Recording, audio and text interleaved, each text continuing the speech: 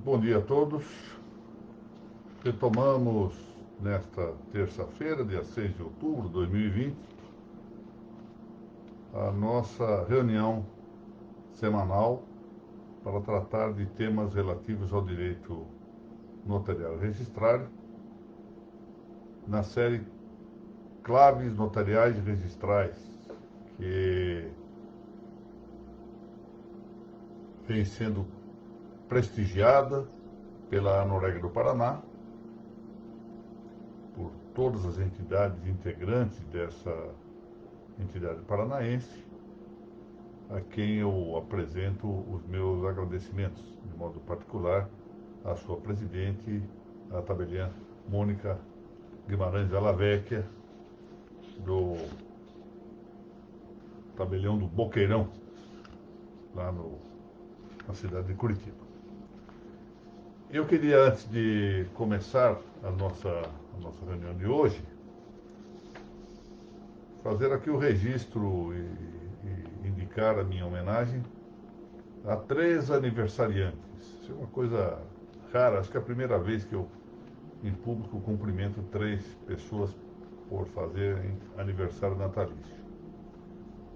Mas nos 3 casos, de maneira muito justificada. Meu primeiro cumprimento vai para o aniversário do Dr. Darnis Dalla Vecchia. Dr. Darnis, que é pai do desembargador Fábio Reich Dalla Vecchia, do Tribunal de Justiça do Paraná, meu estimado amigo Fábio.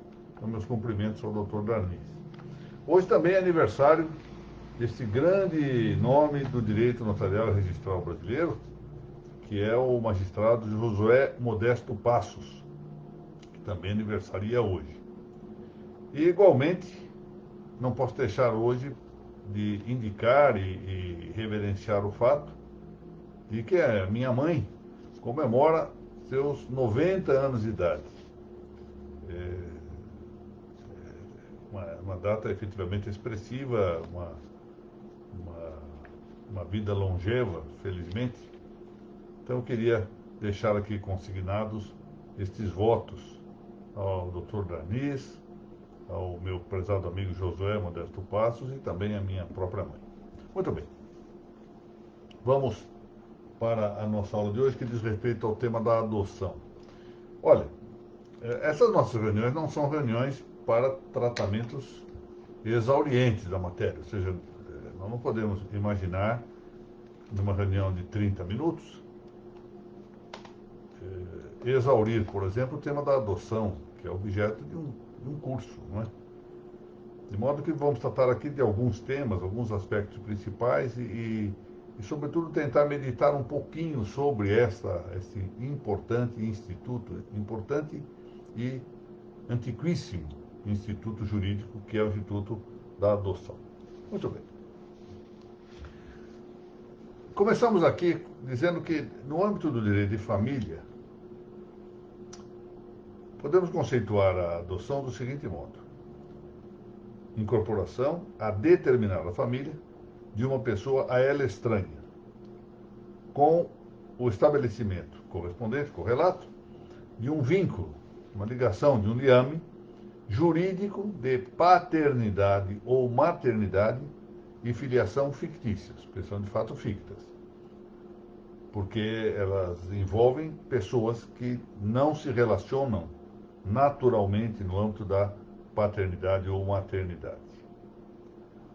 É interessante aqui lembrar que de um tempo a esta parte, mais ou menos uns 5 anos, um pouco mais talvez, há uma tendência que se vem notando até mesmo em decisões dos tribunais, em decisões de primeira instância, de substituir as palavras pai e mãe por essa expressão que é mais genérica e não mostra, sobretudo não põe em destaque um vínculo espiritual, a expressão genitor e genitora. Não se pode negar que, em dadas circunstâncias, poderia pensar em uma geração espiritual, não é? Quando nós temos mestres, falamos de nossos mestres como aqueles que nos têm gerado intelectualmente, gerado cientificamente, gerado espiritualmente, muitas vezes.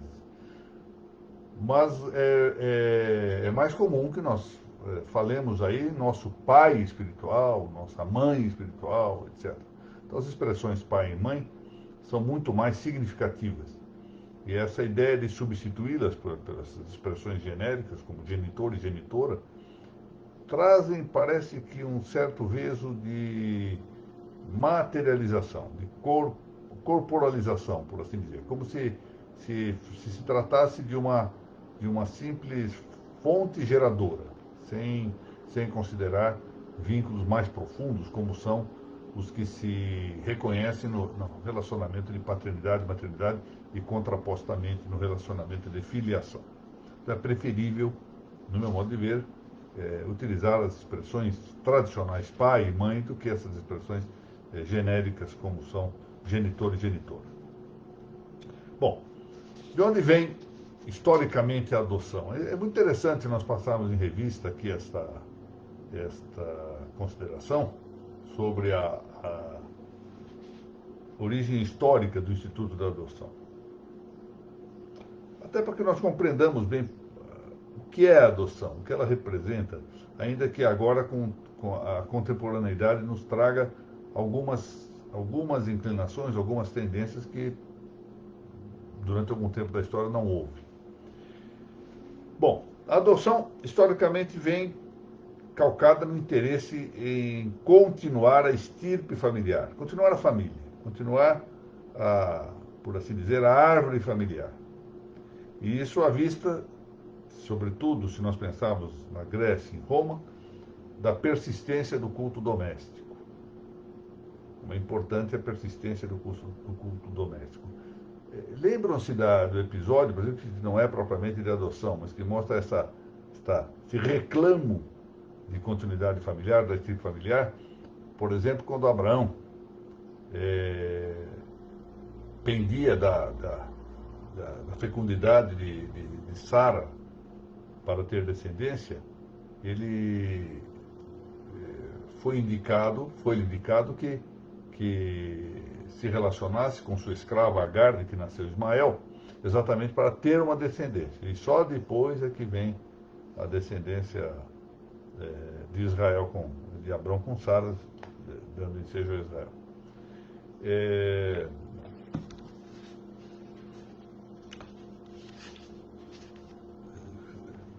Israel, quer dizer, a sequência de Israel, né? Dando ensejo ao nascimento de Isaac. Modernamente, contudo, essa instituição da adoção tendeu a superar esse fundamental escopo religioso do culto doméstico, passando a suprir, como vimos, casamentos estéreis, e isso já havia, nota, mas embora não inteiramente desvinculado do intuito religioso, no caso de Abraão. Mas agora nós superamos esse ambiente de culto doméstico para fazermos a superação dos casamentos estéreis e a remediar a pobreza infantil. Esse tem sido um dos elementos contemporâneos muito frequentes. Olha, adotem crianças abandonadas, crianças que estão em dificuldades, crianças que conseguiram se livrar da praga do aborto e cuja mãe não deseje permanecer com os cuidados correspondentes. De maneira que a adoção vai adotando um certo caráter pessoal, um certo cariz individualista que parece prevalecer, e já não há mais pensar na velha modalidade, pelo menos inteiramente, da chamada arrogácio ou adrogácio romana. Isso que é o sistema da adoção em Roma. E, episodicamente, é interessante verificar que a adoção vai adotando, às vezes, fórmulas de utilização sociológica diversa ao longo do tempo. Por exemplo, serviu a adoção para o conforto em várias famílias pela morte dos filhos nos tempos imediatamente posteriores à Primeira Guerra Mundial. A Primeira Guerra Mundial matou milhões de pessoas, muita gente jovem morreu. as famílias ficaram desconsoladas pela perda dos filhos, e uma das formas encontradas para remediar o quanto possível, atenuar ou abrandar essa perda, foi exatamente valer-se da adoção. Nos tempos atuais, além da mudança dos objetivos originários da adoção, já não se pode, contra ela, repetir um aforismo que parecia sempre acompanhar a adoção. Sempre se dizia da adoção que era um instituto que imita a natureza. Por que ele imita a natureza? Porque corresponde à criação, por meio de uma ficção, por meio desse artifício de incorporar a uma família uma pessoa a ela estranha, aquilo que a natureza faz incorporando-a fisicamente. Ou seja, pela indústria humana se fazia a incorporação, copiando, de certo modo, imitando, de certo modo, a natureza das coisas biológicas, físicas. Daí a expressão latina conhecida, adoptio naturam imitator, ou seja, a adoção imita a natureza.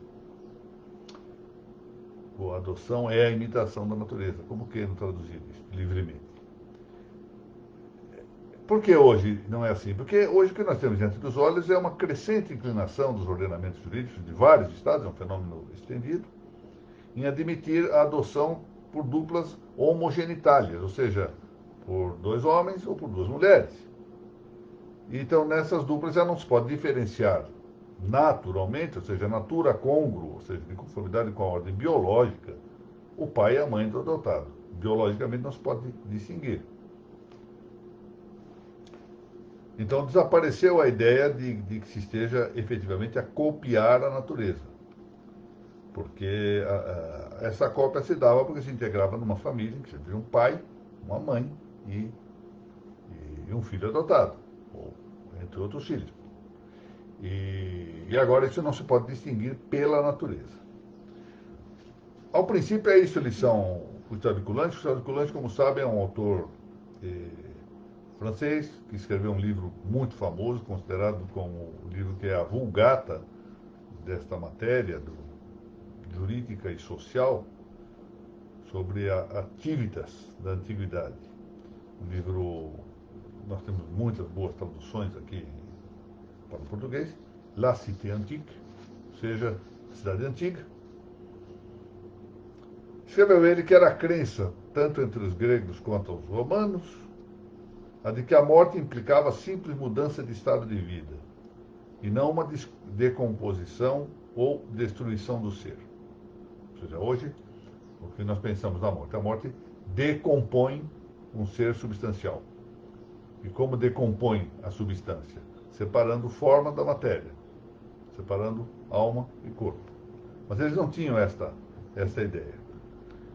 Embora eles não tivessem essa ideia, vão cumprir alguns desideratos que nós vamos considerar agora muito curiosos acerca do culto aos mortos. Eles não acreditavam na metempsicose, ou seja, na transmigração de almas, que hoje é um dos pontos-chave de algumas práticas religiosas, nem, esse é outro ponto, consideravam possível a morada celeste, ou seja, para o céu dos gregos e dos romanos, só iam os grandes homens e benfeitores da humanidade. Não eram todos os homens que iam para lá. Então eram só os grandes heróis, as grandes personalidades, etc., do mundo grego e romano que podiam chegar aos céus. Os outros permaneciam fora dos céus. E portanto, eles seguiam ritos correspondentes a este crédito limitador do destino dos homens que morriam. E os ritos que eles seguiam, de natureza religiosa, levavam a mostrar que quando se colocava um corpo num túmulo, ali se colocava alguma coisa com vida. Com vida. Então, na verdade, que se fazia acompanhar de uma série de práticas, como nós veremos, indicativas dessa ideia de que ele continuava com vida, uma vida de outra forma. Por exemplo, isso que ainda até hoje, de vez em quando, vemos gente... Era coisa mais do meu tempo de menino.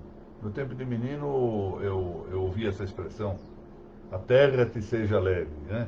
cemitério terra leves. E essa pessoa que vinha de Roma e chamava 3 vezes a alma do morto, dizendo, olha, que a terra seja leve, porque ele vai continuar vivendo do jeito que está vivendo aqui, de outro modo. Ele continuaria a viver debaixo da terra, salvo se fosse um grande herói, ou grande personagem da humanidade, caso em que subia ao céu. E aí, que vinha enterrava-se o corpo do morto com objetos, com alimentos, vinho, cavalos, escravos e até com mulheres, não é? A Polixena, por exemplo, foi enterrada com o corpo de Aquiles para poder servi-lo na outra vida. É uma ideia persistente na história humana. Não deixa de ser curioso isso. De algum modo, embora não com essa explicitude de ideias, mas os costumes permaneceram. Então, vestem-se os mortos com suas melhores roupas. Não é? Faz questão é um momento em que frequentemente se volta a usar terno e gravata, não é? Eu me lembro ainda que eu ficava muito, quando menino, ocupado dessas coisas que eu ouvia os mais velhos falarem.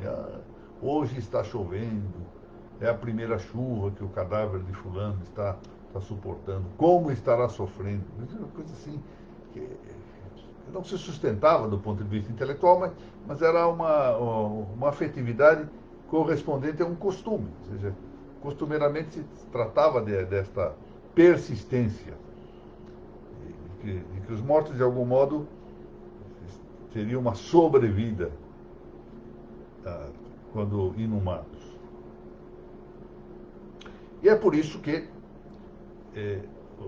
tem-se a ideia de que os mortos devam ter na vida do outro mundo, entre os romanos e os gregos se pensa assim, os mesmos amigos e os mesmos serviços que devem ser prestados. E quando não se enterram com eles mulheres e animais vivos, pintam-se suas figuras nas tumbas.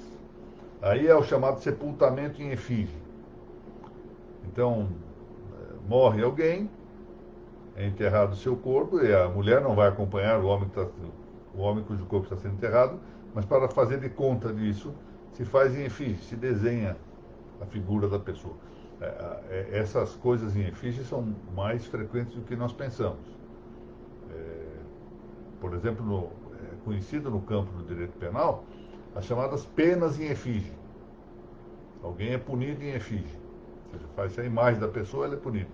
E isso não é de todo desconhecido. Queria lembrar, por exemplo, que não é infrequente nos povos orientais, o Dr. Rogério Tobias aqui que nos assiste para a honra minha poderá confirmar, ele conhece esse assunto melhor do que eu, que haja certas punições em efígie. Essas punições, por exemplo, ocorrem nas chamadas derrubadas de estátua. Quando, por exemplo, na União Soviética se derrubou a estátua de Lenin, quando no Iraque se derrubou a estátua de Saddam Hussein. Então, são formas de punição em efígie. Então, isso prossegue. Não nos estranhe, pois, a ideia do sepultamento em efígie também. Bom, mas a privação da sepultura, começa a notar agora a importância da sepultura. Está mencionada por Sófocles na Antígona, não lembro daquele episódio. A Antígona exatamente se revolta contra o tirano Creonte, porque não permitiu o enterro de seu irmão. Essa matéria também vem na Ilíada de Homero. A privação de sepultura é uma pena. Por quê? Porque a falta de sepultamento, isso já vamos ver qual a ligação que tem isso com a adoção, já. Porque a falta de sepultamento torna infeliz a vida dos descendentes. Suetônio, por exemplo, que é um grande historiador romano, falando de Calígula, diz que a grande pena de Calígula foi a privação de sepultura. Não é? Hoje tem havido uma certa revisão histórica acerca de Calígula. A gente fez muita bobagem, não é? Parece, ao longo da história. fez substituir a cabeça dos deuses pagãos pela própria imagem dele, a efígie dele, quis nomear, ou mesmo nomeou o seu cavalo Intitatus como senador romano. Mas hoje a historiografia contemporânea tem revelado que boa parte das impugnações feitas a Calígula foram exatamente pelos seus sucessores, que aproveitaram para pejorarem a sua vida. Mas há, por exemplo, o episódio de generais atenienses que foram saudados como heróis ao retornarem a Atenas, depois de uma batalha marítima, em que haviam impedido um desastre, uma calamidade contra Atenas que se considerava certo. Atenas está perdida. Esses generais então foram combater no mar, ganharam a batalha e voltaram saudados como heróis. Até que algumas mães se perguntaram: onde estão os corpos dos nossos filhos, marinheiros, militantes que estavam ali lutando? Então os generais explicaram: olha, para nós conseguirmos ter mais velocidade, maior possibilidade de manejo das nossas embarcações, nós jogamos os corpos desses soldados mortos no mar, porque assim nós diminuímos o peso dos navios. Não, vocês cometeram um grave equívoco. Como é que agora nossas famílias vão ficar, uma vez que nós não sepultamos nossos mortos, nossos descendentes vão... Bom, já vamos ver por quê. Nossos descendentes vão sofrer essa perda. E, apesar de serem heróis, esses generais atenienses foram condenados à morte, morreram, em virtude de não terem permitido a sepultura dos soldados mortos em batalha. Notem que, portanto, a privação de sepultura é algo muito grave do ponto de vista do culto religioso na Grécia e em Roma. Em dado tempo, claro. E por que isto? Então, vamos ver aqui. Tal se pode recolher da história da Grécia e de Roma, as crenças religiosas deram origem a normas de conduta nas sociedades. É quase sempre assim. E os mortos eram tidos como entes sagrados, sem distinção de pessoas. Lembramos o seguinte: os homens têm uma natureza religiosa, ou seja, qualquer que seja a religião que venham a adotar, a religião verdadeira ou as religiões falsas, os homens têm uma vocação religiosa connatural, da própria natureza humana, o reconhecimento da existência de um ser transcendente superior. E isso leva à prática religiosa, uma forma de culto dessa entidade superior. Os mortos eram tidos como entes sagrados, portanto, sem discriminação de pessoas. Qualquer que fosse o morto, era um ente tido por sagrado. Eles eram tidos por deuses subterrâneos, como se fossem deuses subterrâneos. E os seus túmulos eram templos. A religião, voltamos aqui novamente à função de Colange, é o principal elemento constitutivo da família antiga. É interessante, porque embora a família seja um organismo natural, ou seja, a família é um agrupamento natural, está de acordo com a natureza humana, com a natureza social ou política do homem, no caso da família romana, ela não se forma pelo nascimento, pelo sentimento ou pela força física, mas, sobretudo, por seu caráter religioso, que nos dá a religião doméstica, o culto dos mortos antepassados. É isso que é os deuses lares, os penates, são os mortos antepassados. Cada família tem o seu grupo de deuses. Quais deuses? São os seus antecessores, seus ascendentes. De modo que a família antiga é, sobretudo, uma associação religiosa, preferentemente a ser uma associação da natureza. É claro que é também uma tendência natural, mas uma tendência natural reforçada, robustecida por esse vínculo fundamental de ser uma associação religiosa. Tanto que nós já vimos, eu não sei se aqui nas claves notariais ou se no registro sobre registro, que no caso do matrimônio romano, é importantíssima a circunstância de que isso provoca realmente uma verdadeira revolução, uma verdadeira turbação, porque a mulher sai de uma religião e ingressa noutra religião quando se casa.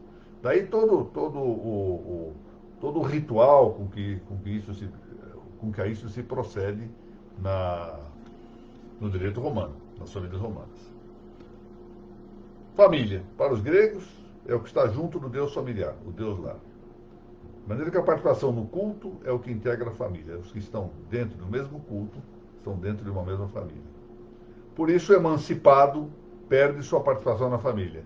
E ao contrário, aqui vem o ponto, o adotado a adquire.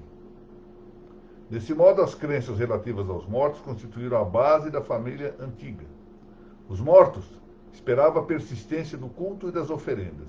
Se esse culto e essas oferendas não se fizessem, daí a importância da adoção, para que prossiga esse culto, para que prossigam essas oferendas, os mortos caíam em felicidade.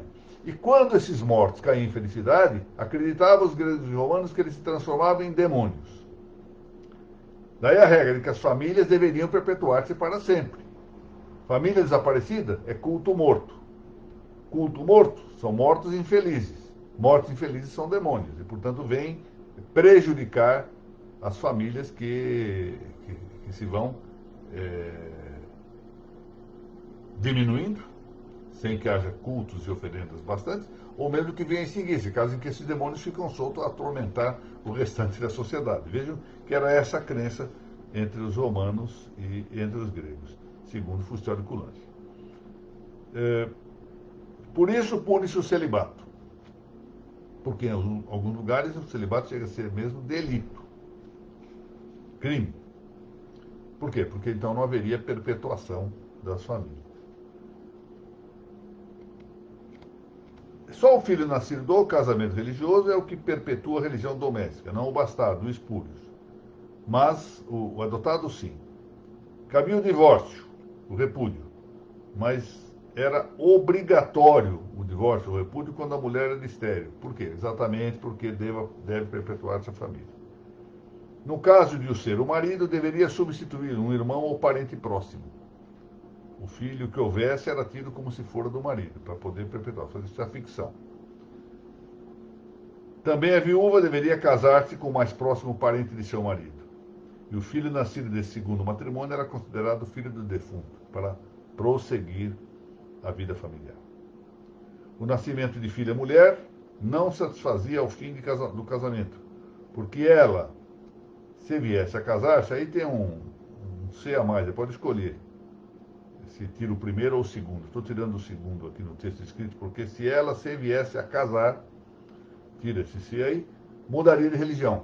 Por isso, se pensava na importância de manter uma descendência masculina para que prosseguisse o culto religioso.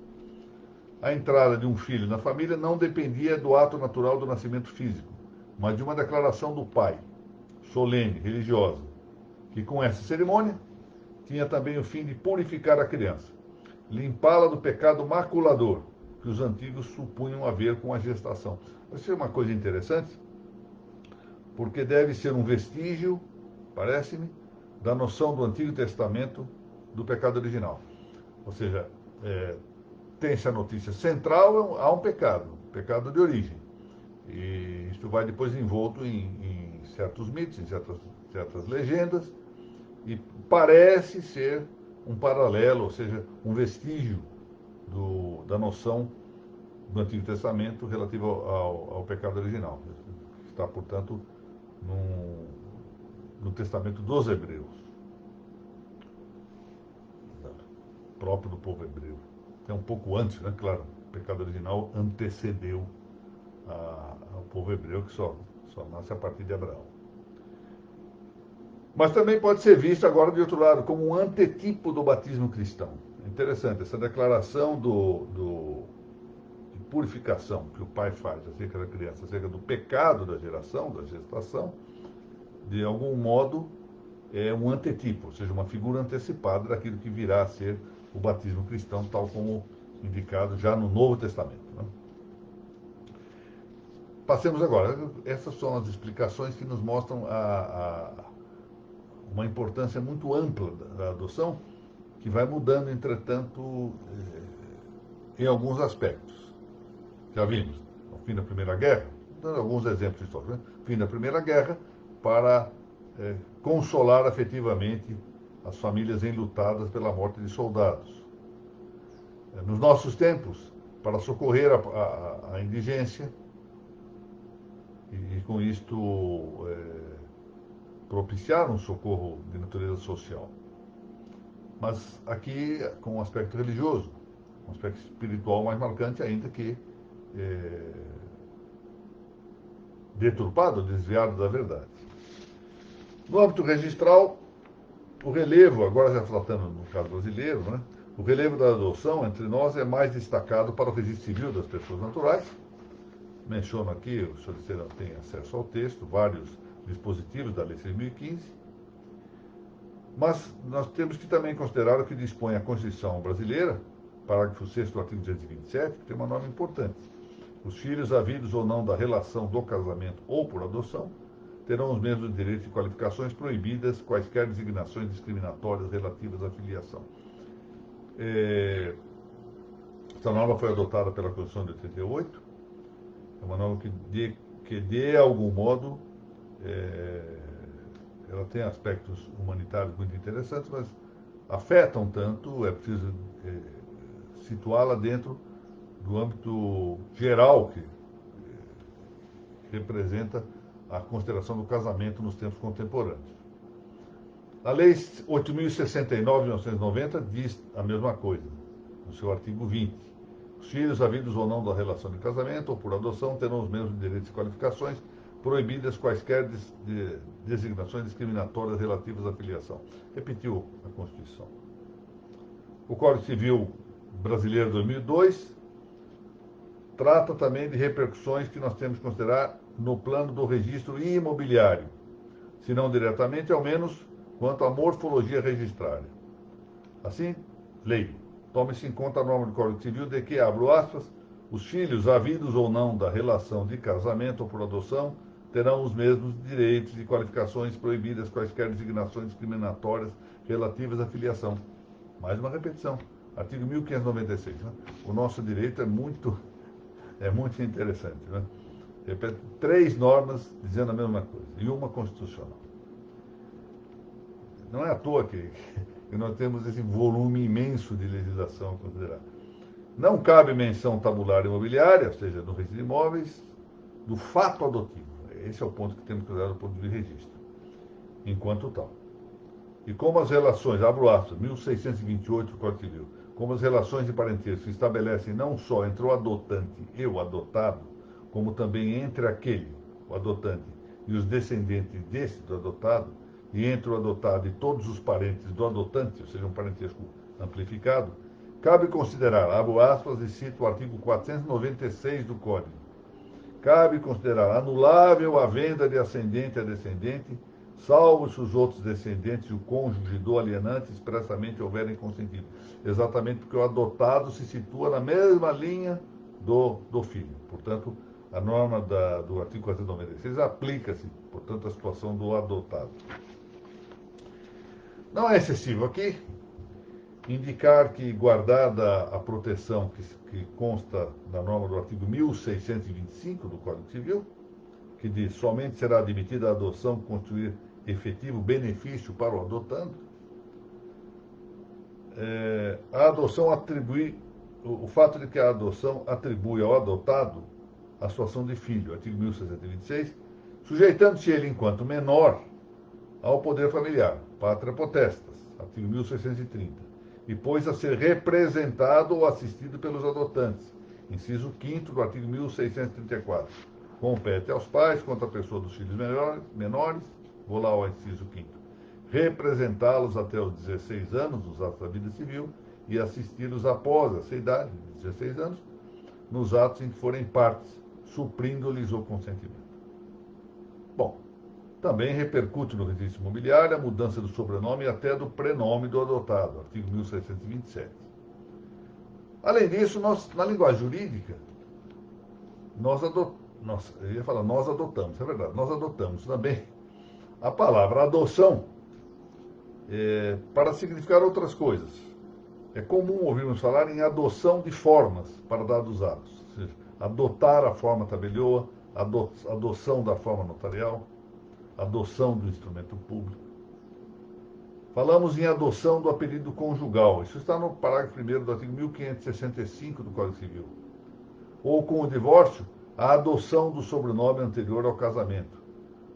Argumento do parágrafo 2º do artigo 1571 do mesmo Código. Ou seja, aí a palavra adoção significa incorporação, como de fato a adoção no sentido próprio do direito de família significa, como vimos no início da nossa exposição, e incorporação. Ou seja, é um tema muito vasto, né?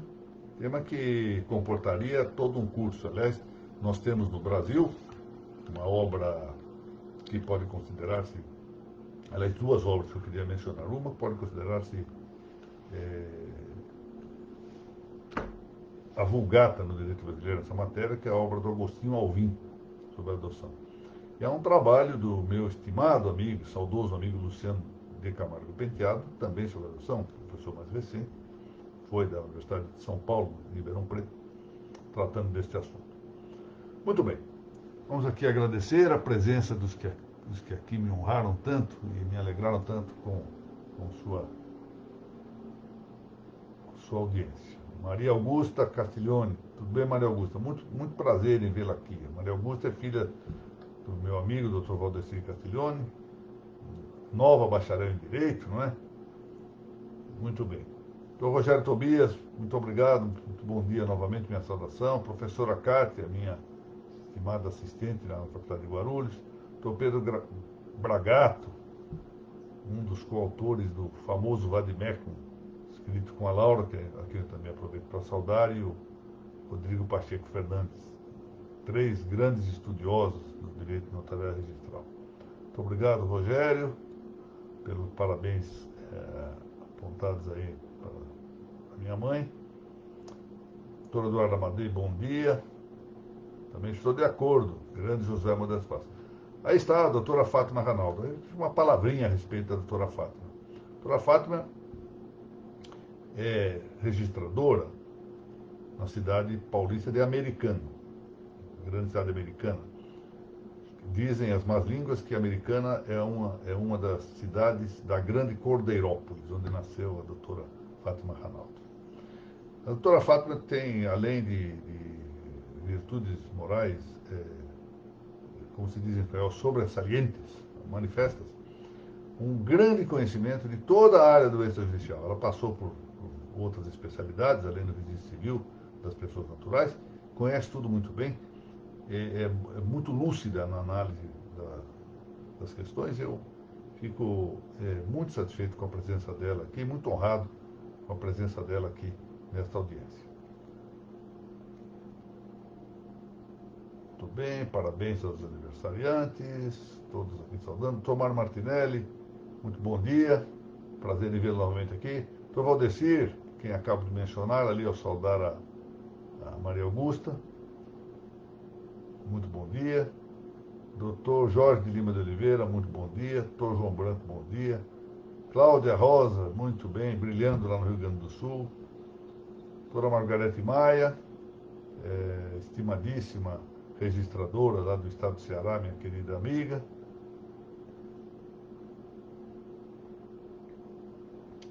Falando aqui do Calígula, doutora Fátima Ranaldo. Doutora Rodrigues Nina, agora mestre em Direito, muito obrigado pela presença aqui, agradeço muito. Doutora Sônia Batista, também bom dia. Doutora Vandria Regina Lobão, bom dia. Muito bem. Quero agradecer mais uma vez a Anoreg do Paraná e as entidades que integram esta importante associação paranaense pela oportunidade que me concedem em ocupar esta página prestigiosa no Facebook. Isso muito me honra. E agradecer e cumprimentar novamente a todos aqueles que participaram desse nosso encontro para tratar de questões, brevemente, de questões de direito notarial e registral. Espero que todos continuem a me dar essa honra e alegria, comparecendo às nossas reuniões futuras aqui das claves notariais e registrais, bem como das aulas das quartas-feiras pela manhã, às 10h30, quando tratamos da matéria do registro, sobre registro. Amanhã vamos tratar do usufruto dos usufrutos, se é possível ter usufruto de usufruto ou não. Vamos ver isso amanhã, às 10h30, aqui mesmo na página do Facebook. Muito obrigado a todos, renovo meus cumprimentos aos aniversariantes mencionados, o doutor Darnis Della Vecchia, pai do Luiz Braga Fábio, doutor José Modesto Passos e a minha própria mãe, que hoje comemora 90 anos de idade. Muito obrigado.